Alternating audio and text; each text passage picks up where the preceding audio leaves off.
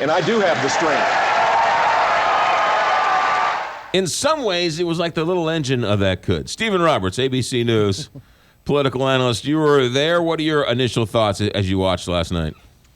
Well, I thought the most interesting dynamic, as you just played that clip, was the finally, the willingness of Jeb Bush to take on Donald Trump. It's a little late. You look at the polls, the national average of polls this morning. Donald Trump's at 33%. Jeb Bush is at 4%. So Trump is certainly right to kind of brush off Bush in some ways, but wrong in others. Because when Bush says Trump would be a chaos candidate and a chaos president, he's speaking for a lot of Republicans. The Republican Party is petrified that Donald Trump will be the nominee and lead the party to an unprecedented disaster. And finally, someone was willing to say that.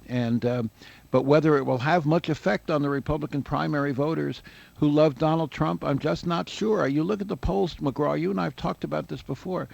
Only 11% of Republican primary voters say experience matters to them in picking a president, and only 4% in a nominee, and only 4% say electability is important. Now, if you have that attitude, you can see why Trump is popular. But on display last night was a very obvious point that he has no well thought out policies of any kind, and that his campaign consists of saying a few words as loudly and often as possible. Tough and great about himself, and loser and weak about everybody else. I think if the Republican Party were smart and the establishment is sort of petrified of Trump, instead of having 9 on a stage as the main, they should have 4 guys as the main and then have the rest in the undercard, because you can't hide in a 4-person open-air debate.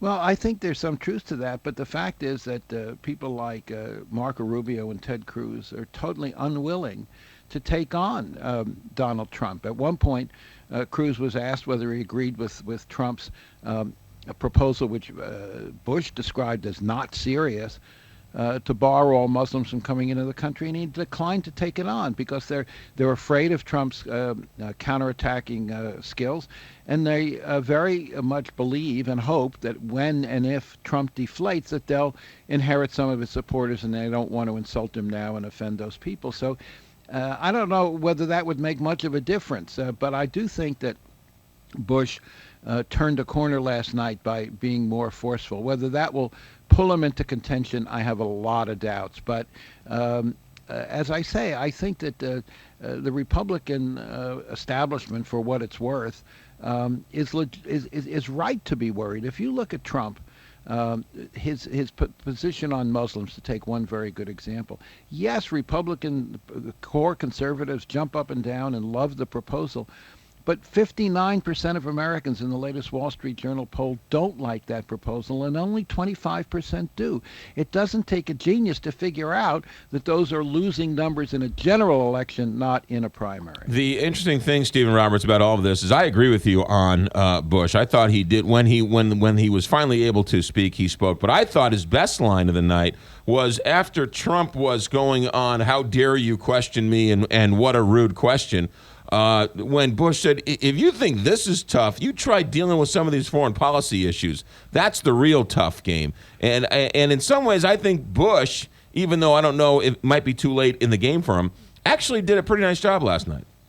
Well, and I think he's absolutely right in his point about Trump. Trump is very thin-skinned, and you could see that. And anytime anybody takes him on, and the cutaway shots of him grimacing and laughing and shrugging, I just thought he was disrespectful, and I think he was unpresidential, but apparently that does not make any difference to his supporters. I will say one other thing, and I thought you made a very good point before I came on the air about Chris Christie. This is a governor of New Jersey, former prosecutor, who did make the point very well that Americans prefer governors with executive experience to senators. And you saw that on display last night very graphically. It was almost a political science class. The senators keep arguing about my amendment to this and my vote on that. It got so muddled so quickly. And executives are able to say, I made decisions, not just speeches. And that's one of the reasons why throughout our history, we've always preferred governors to senators as presidents. Before Barack Obama ran against John McCain, 2 sitting senators, we had only elected 2 senators in our whole history, sitting senators, as president, John Kennedy and Warren Harding, whereas we elected a whole stream of governors, whether the names were Bush or Reagan or Clinton or Carter. So I think that Christie made a good case for himself last night. Again, he's way, way down in the polls. But I agree with you that if voters get serious and say, who has the executive experience to be president, they might take another look at Chris Christie. It's a great point, Stephen Roberts. As always, thanks for getting up early with us.